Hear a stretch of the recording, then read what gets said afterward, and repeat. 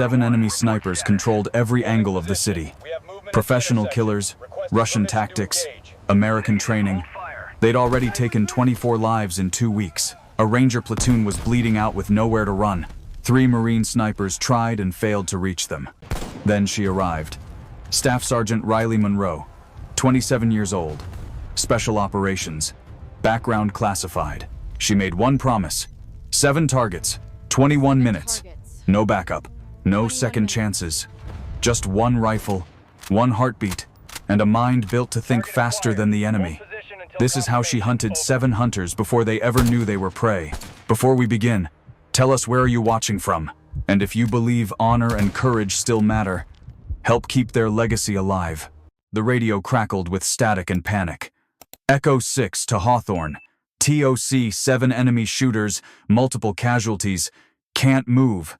Gunfire ripped through the transmission, followed by the dull thud of collapsing concrete.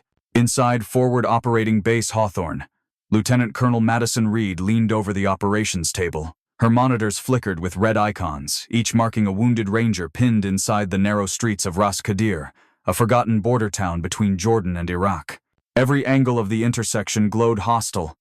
"Talk to me," she snapped. An intel officer hesitated. "Ma'am, we count 7 enemy snipers in elevated positions. Coordinated fields of fire. Military optics, not local militia." Reed's voice tightened. "Russian contractors? Maybe, but one's using American displacement timing." The colonel's jaw locked. "How long can they hold?" A medic's voice broke through comms, rough with exhaustion. "Corporal Jason Rowe just bled out. 2 more won't last 20 minutes. The room fell silent except for the heartbeat of distant gunfire. Reed exhaled slowly. "If we don't clear that intersection in 21 minutes, they're all dead." From the back of the operations room, a calm voice spoke for the first time. "I can clear it." Heads turned. Staff Sergeant Riley Monroe, 27, compact, lean. Her sleeves rolled up to reveal scarred wrists and a silver watch she never took off. Reed studied her. "You've been silent since this started." "I was watching their firing pattern," Riley replied. "They're not ghosts, Mom. They're mathematicians with rifles. But they made a mistake." Reed raised a brow. "And you can stop them?" Riley's eyes stayed fixed on the digital map. "Yes, ma'am. 7 targets. 21 minutes." The room froze. Someone whispered, "3 Marine snipers already tried for an hour." Riley adjusted the strap on her pack.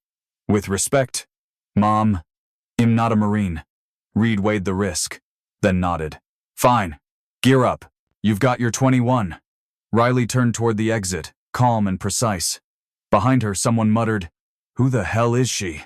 The intel officer answered quietly, "Special Projects Unit Delta 13. Background classified." 15 minutes later, a helicopter skimmed the rooftops of Rascader, its rotors shredding the desert air. Riley crouched by the open door, face hidden behind goggles, hands steady despite the shaking fuselage. Inside her headset, the voice of Colonel Reed came through clear. "Clock starts when your boots hit the roof." Riley nodded once. "Copy that. 21 minutes." The bird flared and touched down hard on a half-collapsed rooftop 3 blocks from the trapped Rangers. She jumped out, hit the gravel, and rolled behind a ventilation unit. The pilot lifted off immediately, disappearing into the smoke. Wind screamed across the rooftop. Riley unfolded her rifle, a Mac 14 EBR Mod 1, suppressor gleaming dull gray, optic perfectly leveled. She pressed her cheek to the stock and whispered to herself, 7 on 1.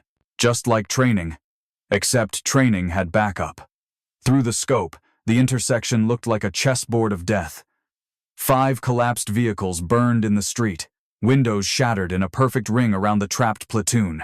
Every angle meant death for anyone who moved. "Echo 6. This is Overwatch," Riley said softly into comms. "On station." Captain Holt's voice came back, ragged. "Overwatch. We're boxed in. 7 enemy snipers, high ground on all sides. We can't see them. Copy. Stay put. When I say move, move." She scanned quickly north rooftop. Faint heat signature. East window. Broken glass glinting just once. South wall. Fresh bullet dust. They weren't random shooters. They were working in perfect sync. Her breath slowed. Her mind shifted into the same space her father had taught her years ago. Flashback. Snow. Silence. Wyoming winter.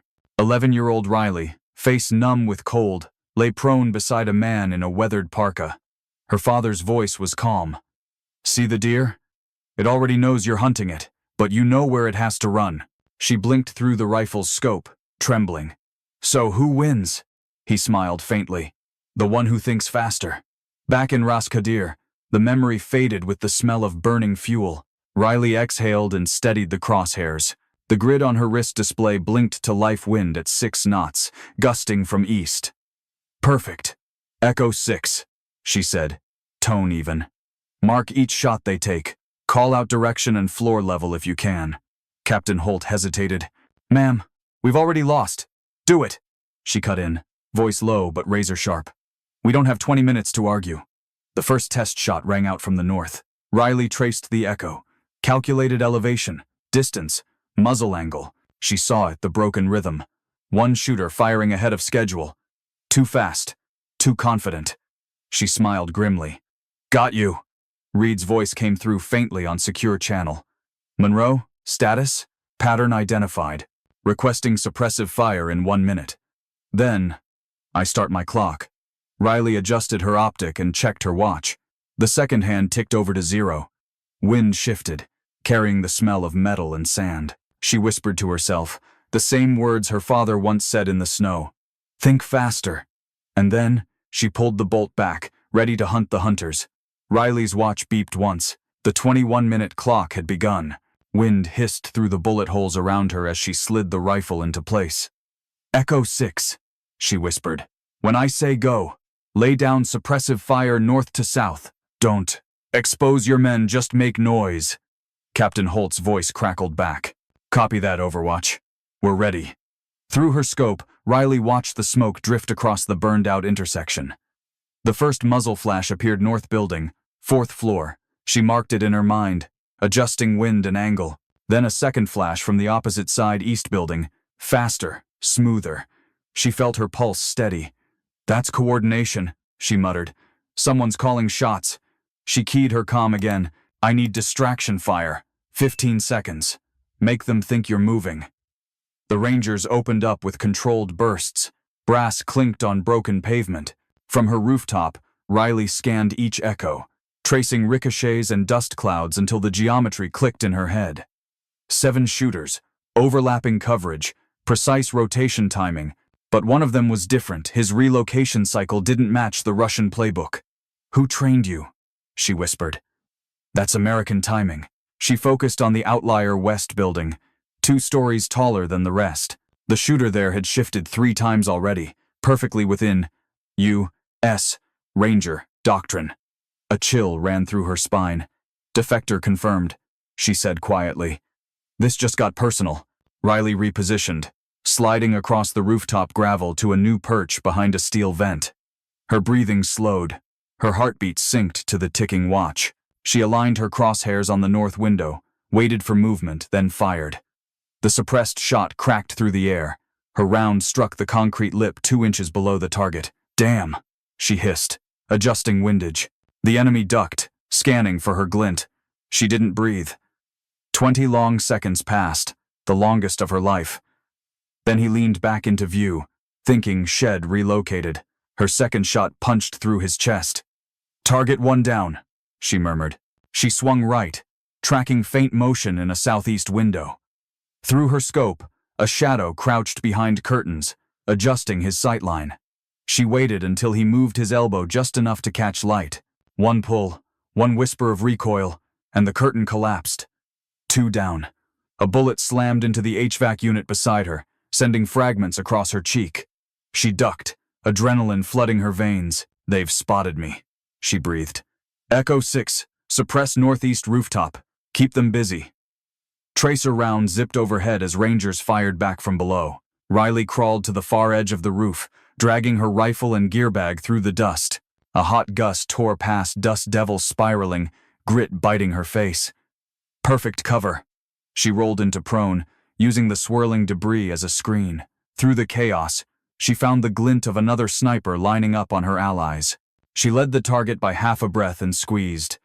The shot cut through the metallic sheet of a window frame, then silence. Her scope caught the limp body slumping behind the glass. 3 down. Another window burst open behind her, return fire slicing across the roof. Riley dropped her cheek to the stock, whispering, "They're adapting fast." She relocated again, belly crawling to a secondary position shed scouted minutes earlier. A child's cry echoed faintly from the street below. Through the smoke, she saw a woman and her son trapped inside a room between 2 enemy nests. Her next line of fire passed directly through them. She waited. Her finger tightened, but she forced herself still. 1 breath. 2. The woman dragged the boy aside. Riley fired the instant they cleared.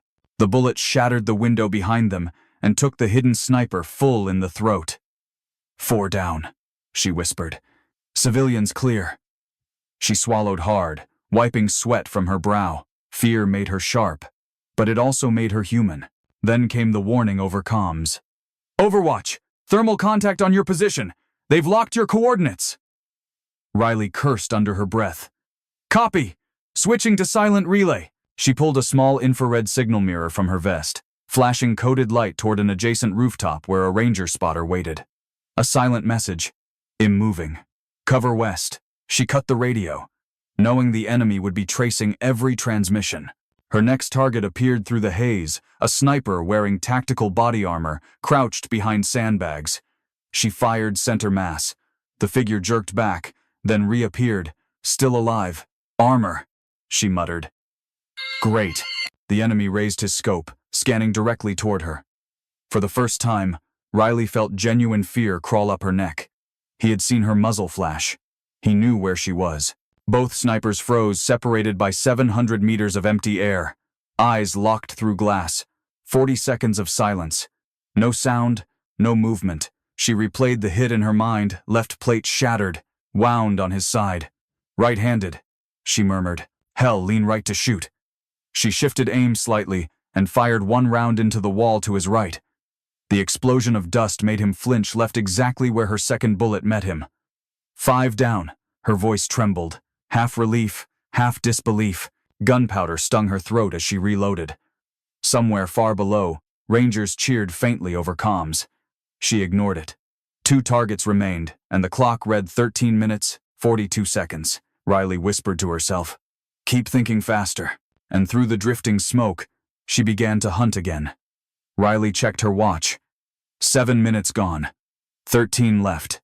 The heat shimmered over the rooftops like a mirage. Somewhere out there, 2 shooters were still alive, and now they were hunting her. She scanned through the loopholed scope, sweeping the ruined skyline of Rascader. No movement, no glare, only silence thick enough to taste. That silence was worse than the bullets. It meant they were resetting the trap. Echo 6. "Hold your fire," she whispered. Captain Holt answered, "Overwatch, are you hit?" "Negative. They're repositioning." "Stay cold." Riley switched off her comms. The less signal, the better. From her vest, she pulled a palm-sized micro-drone, a single-rotor recon scout barely larger than her hand. She tossed it into the air. Its silent propellers vanished into the smoke. Through her scope, she watched the feed overlay flicker across her wrist display. Thermal ghosts appeared and disappeared, heat leaking from broken pipes. Not men.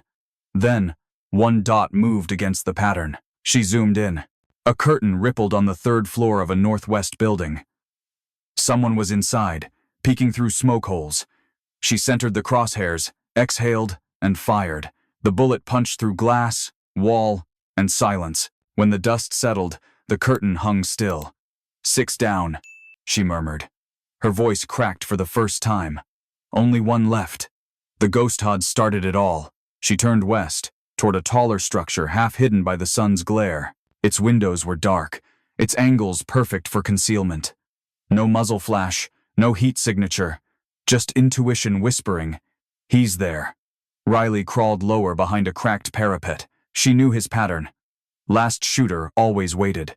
Head watched 6 comrades die and learned from every mistake. Her drone feed blinked once, then cut to static. She frowned. Signal jammed. A faint electronic hum reached her ears. Low and steady. "Portable scrambler," she muttered. Hez close enough to blanket me. That meant under 1,000 meters. That meant he could see her too. She needed a new plan. If he was Russian-trained, he'd expect her to reposition under smoke. If he was American-trained, the defector he'd expect her to hold and counter-ambush. She decided to become both. She set her rifle on the ledge facing south, angled to reflect sunlight off the optic. Then, she backed away, crawling 10 feet right, setting up a decoy glint trap. From the street, her old position would shimmer like an exposed scope. If he took the bait, she'd catch the reflection off his lens in return. It was a chess move her father called the mirror bluff. Seconds crawled by. Riley pressed her cheek against the new position and scanned. Sweat dripped into her eye. She blinked it away, never losing focus. Then there. A flicker. 4th floor. Window cracked open just 2 inches. A pinprick of light flashed once, almost imperceptible. She smiled coldly. Got you. The wind shifted, dragging hot air across her sightline. She adjusted elevation by instinct and squeezed. The shot hit the wall beside the window, sending debris scattering. Through the shattered gap, she saw the enemy's silhouette pivot. Head spotted her. His rifle swung up toward her roof. They fired almost in the same second. The enemy's bullet sliced the corner of the parapet, stinging her cheek with stone shards. Riley's second round struck first clean through the scope's reflection. A heartbeat later, a weapon clattered onto the pavement below. Target neutralized, she whispered, voice hoarse. Her hands trembled now, not from recoil but release. She looked at her watch, 21 minutes, 12 seconds. For a long moment, she couldn't move. The city was quiet again, eerily peaceful after all the noise. Smoke rose in lazy spirals from burned-out cars. Riley keyed her comms. Echo 6. Intersection clear. Confirm movement. There was only static for a second. Then Holt's voice broke through. No fire, Overwatch. We're crossing now. Through her scope, she watched Rangers sprint from cover to cover. No gunfire followed them this time. Only the echo of boots and the crackle of broken glass. Then she heard Holt again, softer now. Overwatch? My medic says if you'd been 3 minutes slower, we'd have lost 2 more. I don't know who you are, but thank you. Riley closed her eyes.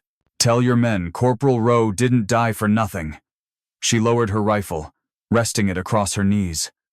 The metal burned against her palms, still hot from the fight. She stared at the smoke-covered skyline and whispered, They're not ghosts anymore.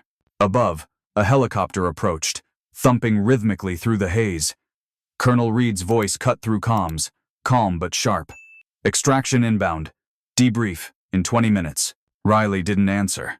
She was still watching the west building where the last sniper had fallen. Through the drifting smoke, she could just see the rifle's shadow hanging from the window ledge.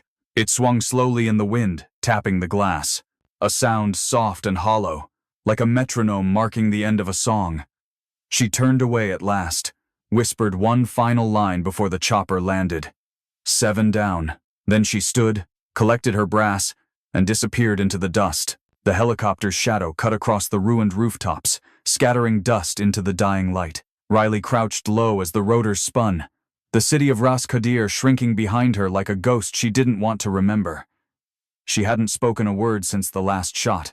Inside the cabin, Lieutenant Colonel Madison Reed sat across from her, helmet off, eyes fixed. No celebration, no applause, just the hum of the engines and the faint metallic click of Riley unloading her rifle. She wiped the bolt clean with a strip of cloth and whispered, 7 in 21. Personal best. Reed studied her for a moment. You make it sound like a scoreboard. It's not, Riley said quietly. It's accounting. For every shot, there's someone who didn't make it home. The colonel looked out the window. We lost Rowe, but you saved the rest. They landed at Forward Operating Base Hawthorne 20 minutes later. The air smelled of oil, cordite, and burned sandbags. Technicians waited by the landing pad, but Reed waved them away. No reports yet. I want the debrief first. In the operations tent, the tactical screens replayed the footage. Helmet cams from Echo Company flickered. Smoke, chaos, then the calm precision of Riley's counterfire. Every sniper went down exactly as Shed called it. Reed folded her arms. Walk me through it. Riley leaned over the holographic map. They used textbook Overwatch formation, 3 primary nests, 4 backup positions, pattern-based coordination, probably trained out of Krasnodar. Reed frowned. But you said one of them moved like an American. Riley nodded, tapping the west building. This one. His displacement timing was U.S. Ranger Doctrine exact rhythm, perfect offset.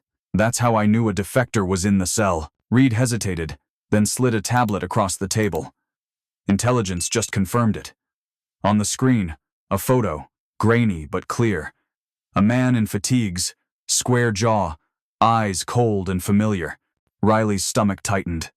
Daniel Creighton, Reed said, former Ranger instructor.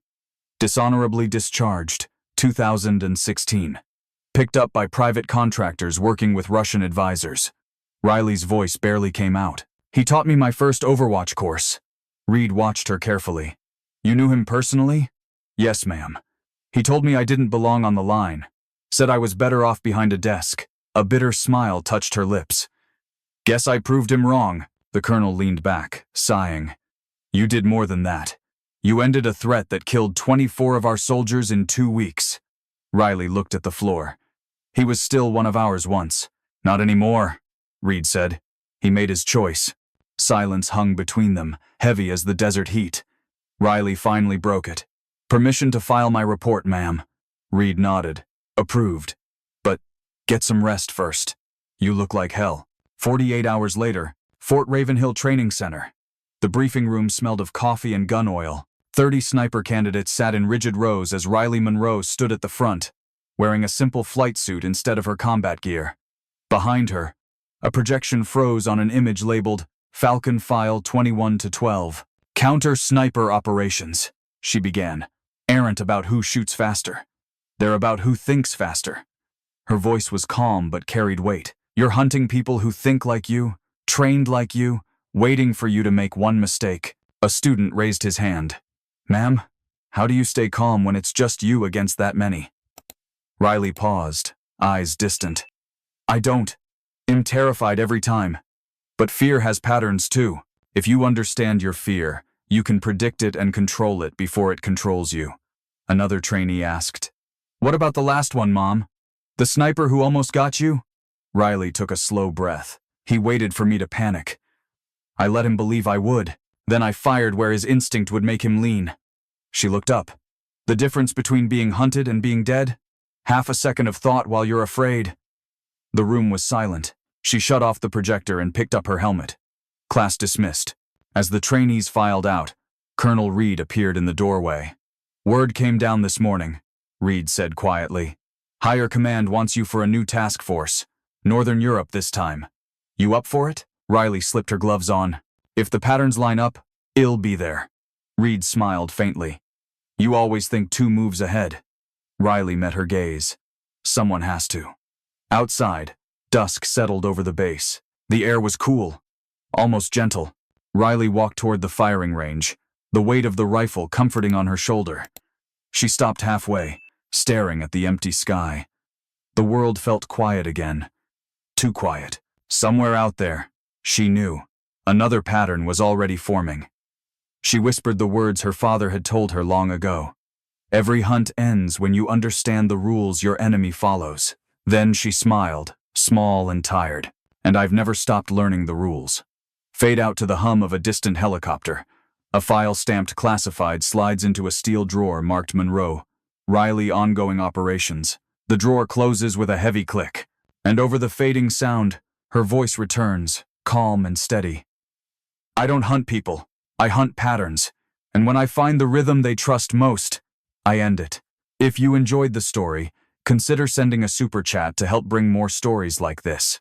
Now, click on the video on the screen to hear another story that's just as powerful and captivating with courage, sacrifice, and a choice that will leave you questioning everything you thought you knew about duty and justice.